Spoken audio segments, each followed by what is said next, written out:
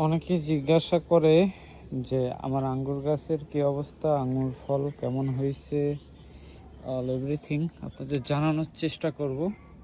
এই যে এইটা হইলো আমার আঙ্গুর, দেখেন কতটুকু গাছে হয়েছে, বেশ কিছু ঘাস হয়েছে।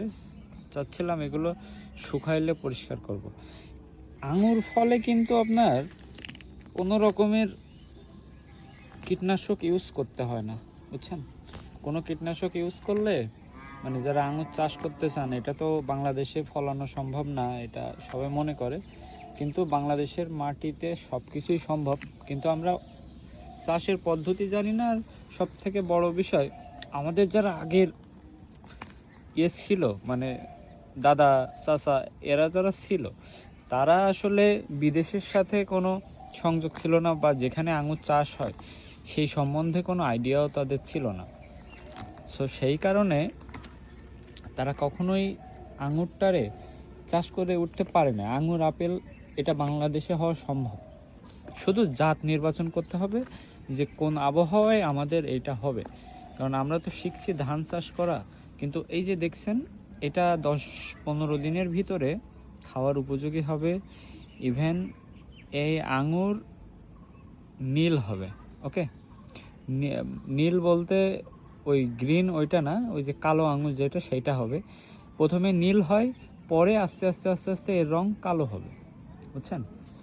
সো এটা কালো জাতের আঙুর, বাট প্রথমে আঙুর আসার পরে আপনার হয়, মানে যদি ভালো জাত নির্বাচন করতে চান তাহলে অবশ্যই এই যে সিজনটা দেখতেছেন, এটা কিন্তু ফুলের সময়, ফলের সময়। বৈশাখের 20-25 তারিখের ভিতরে আঙুর পাকা শুরু করবে। যদি 1 বিঘা জমিতে লাগানো হয়, অ্যারাউন্ড আপনি 10 লক্ষ টাকার আঙুর বিক্রি করতে পারবেন। আর আঙুরের চারা বিক্রি করতে পারবেন ওরকম আর 10 লাখ টাকার ওর ভিতর থেকে 1 বিঘে জমিতে। কারণ আঙুরের তো ডাল থেকে চারা হয়, আর এর মৃত্যুবরণ করার কোনো ঝুঁকি নাই, বুঝছেন। সব থেকে বড় বিষয়, এর কোনো ঝুঁকি নাই। যদি ঝুঁকিবিহীন কোনো চাষ করতে হয় তাহলে আঙুর, মানে আমাদের, তবে আঙুর কিন্তু দীর্ঘমেয়াদী চাষ। যদি নিজস্ব জমি হয় তাহলে ভালো, আর যদি জমি বন্ধকে নেন অথবা লিজ নেন তাহলে 20-30 বছরের চুক্তিতে নিতে হবে, বুঝছেন। তাছাড়া যারা বেকার বসে আছে তাদের জন্য, মানে পড়াশুনো করা অবস্থায় আপনি যে বছর লাগাবেন ওই বছরই ফল পাবেন আশা করা যায়। আর যদি চারার প্রয়োজন হয় অবশ্যই আমাকে নক দিবেন, আমি চেষ্টা করব সকলকে চারা সংগ্রহ করে দেওয়ার জন্য, ঠিক আছে। অবশ্যই এই গাছটায় অবশ্য ফল নাই, বাট এই গাছটা অনেক সুন্দর হবে। আমি এর ফুলটা সেটে দিয়েছিলাম, কিন্তু গাছ যখন ভালো হবে তখন আমি ফলটা নিব, বুঝছেন।